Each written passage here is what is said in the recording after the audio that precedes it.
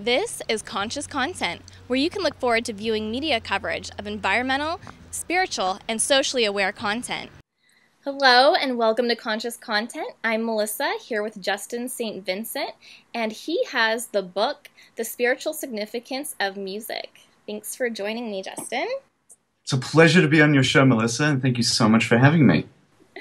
Yeah, you're definitely welcome. I was really excited to see your website and connect with you because we have a lot of similarities where I'm really into positive music and I like to promote it through my channel. So I applaud you for doing your project. Thank you very much. And can you summarize it for me? I can. The spiritual significance of music is all about how music meets spirituality. So I interviewed over 1,000 musicians and authors, and I started publishing a book series that essentially explores the dynamic relationship between music and spirituality. It's funny that you mentioned the positive music because there's a president of the Positive Music Association that features in my book, and he has just an amazing thing to say about it. You may have already connected with him. I think I have recently. Facebook, yeah. So he was just an amazing inspiration for me, but he was able to open up the doors to so many more musicians that are producing positive music that's resonating with people all over the world. Was that Scott? It is Scott. Yes, yes, awesome. Him as well. I was found through a random clicking here and, oh, here's this amazing person popping up doing amazing work that I have to connect with, so you're Definitely. one as well. I recommend you score an interview with Scott. I'm sure he'd love to talk to you. Oh, most definitely, yeah. So you've interviewed over 1,000 different bands on what their significance of the spiritual music is. Can you explain that process? Yeah, initially it started with one-on-one interviews, not quite like Skype that we're doing now, Okay. Praise God for technology. But back in 2003, I was in San Francisco, New York, and Toronto developing a music journalism portfolio. And I would literally carry my little iPod around with me that had one of those kind of little devices from Belkin that you could plug in. And back then, the iPod, you would be able to record straight into it, and I would just record brief little interviews at different venues and gigs that I was going to throughout North America, and I would connect with so many inspiring musicians, people that I really admire and appreciate, because I was producing a radio show called Extreme Music. And so I started to develop this portfolio of different sound bites and different like inspirational nuggets of truth. And I thought, you know what? Music has such a universal force in people's lives, and it has a tremendous impact. And I figured, well, I could start a project that actually explores the spiritual significance of music. And what I started to discover was that music resonates with the human spirit. And it's an amazing tool to empower people's lives, especially when it comes to positive music. I mean, you could be going through a really bad day and just feeling so depressed, and you can listen to one of your favorite songs for 3 minutes, and instantly your day has changed, and you feel more lifted, you feel more at peace and in harmony with the world. So this whole project's just been pursuing passion to the fullest, and I've just really enjoyed the journey because it connects me with so many different people. Awesome. What was like the moment that you decided to do this project and why? It was March 2006 that I decided to do this project, so I've been working on it for over 5 years.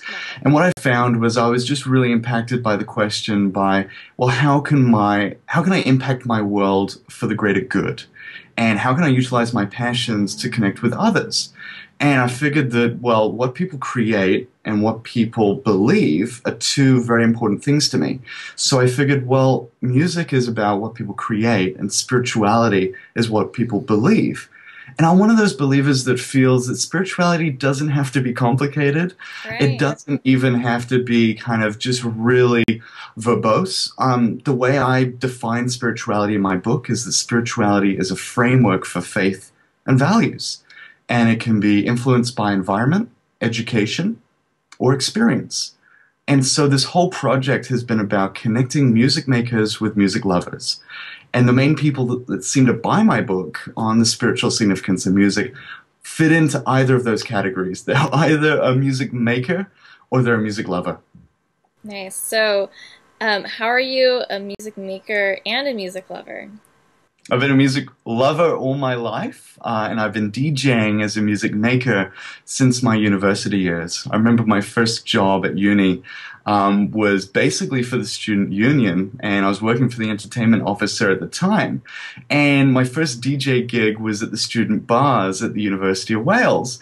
And I remember the manager having a chat with me on my first day of the job, and he goes, "You know what, Justin?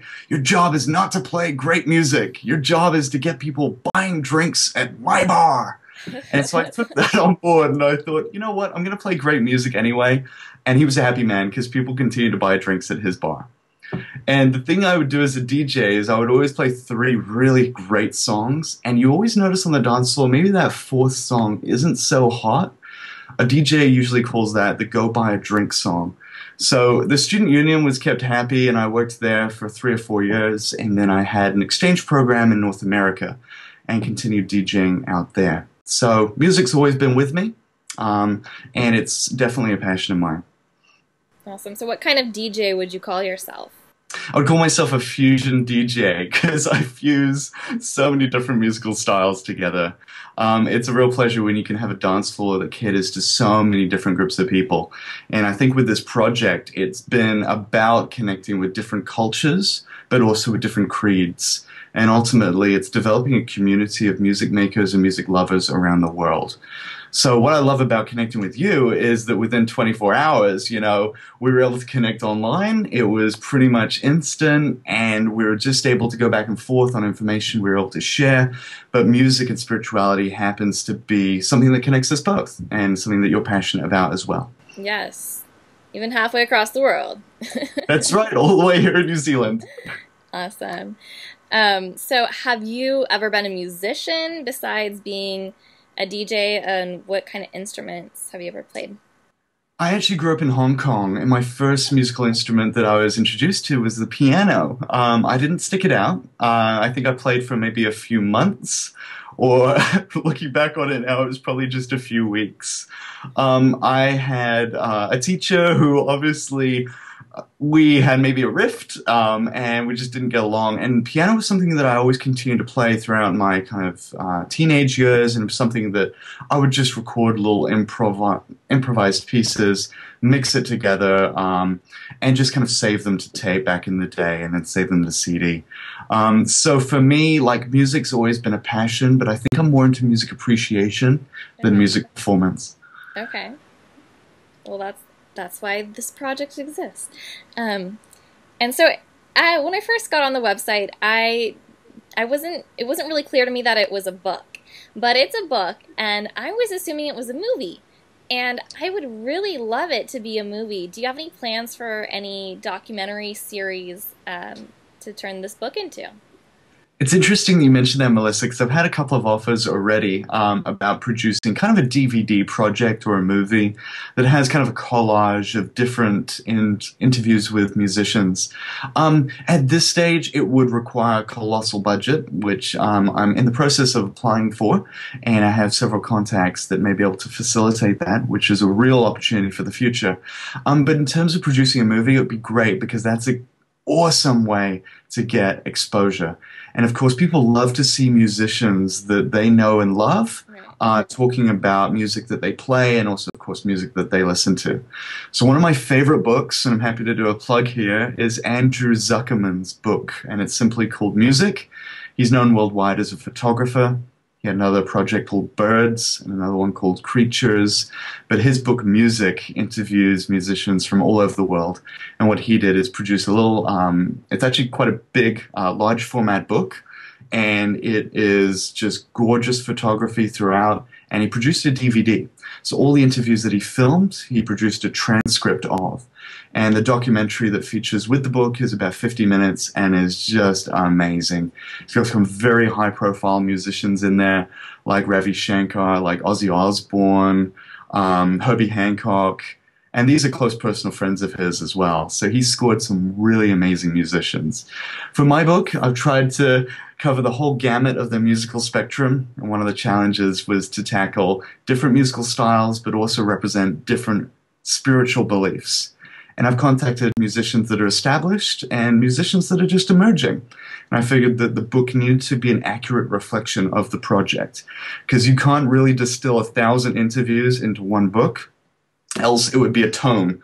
It wouldn't be A5 and it wouldn't be that size. Right. So the book itself would mainly be sort of like this huge encyclopedia. And I figured, you know what, that's probably not what people are wanting from this project. The best thing I can do is provide a little snapshot and just produce a book series from that. Right. Yeah, and even having like a trailer of the film, you know, just a few interviews would be cool to put on video. Did you ever think when you were doing these interviews, man, I should be really filming them at the same time too? Yeah, I guess I wouldn't be able to film 1,000 interviews over 5 years. Maybe 50 to 100 would be realistic. But Melissa, I think it's an awesome idea and definitely one that I want to look into seriously. Great. Well, I look forward to that. Did you ever have one favorite band interview? I did, yeah. A favorite band of mine for a very long time is a band called Faith No More. And Billy Gould, the bassist and one of the founding musicians, provided an exclusive interview just for the book. It was interesting because back when it was just a website called musicandspirituality.com, the interview was totally different than the exclusive one that he featured for the book. And it was great because at the very last minute before publishing, Billy Gould said, look, let me do my interview again for you. I'll kind of update it for you, and I'll give you a snapshot of where I'm at this point in time. And I really appreciated that. So that was an awesome interview to do together. And we just recorded that via email. And because it's a text-based project, it worked very well just to kind of do a very fast update in the book. And that was literally maybe a few months before actually going to print and even going to typesetting. So it's been a project that's been in development for over 5 years, but it was released in December 2009. And there's heaps of free content online. So people that are checking out this interview, maybe for the first time, maybe being introduced to the spiritual significance of music for the first time, there's heaps of free interviews that people can download as PDFs. Yeah, and I'll put the link in the comment box below, too. Perfect. Thank you. You're a star. Oh, thank you. And so the main question is that you ask everybody in the interviews is related to the title, which is what do you believe is the spiritual significance of music? So can you answer your own question? Awesome question, Melissa. And I have answered it in the book. What I did was I figured that people would want to know, okay, well, where's the editor coming from, you know? What's his thoughts on the spiritual significance of music? So what I decided to do was produce a prelude and an encore. And those basically frame the responses of the book. And each edition of the book series, there's 3 editions now, have a different answer that I've provided. So it's something that I've thought about a lot over the 5 years, and what I would do is I would narrow it down to about 7 different recurring themes, but the most important theme would have to be receiving resonance. And for me, if I could just give a little story of when I first received resonance from music, I was only 12 years old.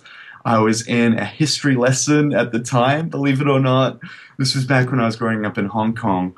And our history teacher played for us a video of 1492 Conquest of Paradise. And that featured a beautiful soundtrack from Vangelis, who's a Greek composer who's done some amazing music with, of course, Blade Runner and with several other movies that are very popular. 1492 kind of was the 500th anniversary of Columbus's voyage to the West Indies. And what Vangelis does in his soundtrack is he adds his little electronica score, but it's with a lot of ethno musical instruments, stuff from the West Indies that he wanted to incorporate within the music. So it's this kind of soundscape narrative. And I remember as a young boy receiving this resonance from the music. The best way I can describe it is kind of like your inner spirit humming with the outer music. Yes. And it kind of feels like a tuning fork or like a little tubular bell that's just resonating within your body. And as a 12-year-old boy, I think I really didn't know what was going on. And I remember asking my friends after the history class was finished, hey, did you feel, did you feel that from the music?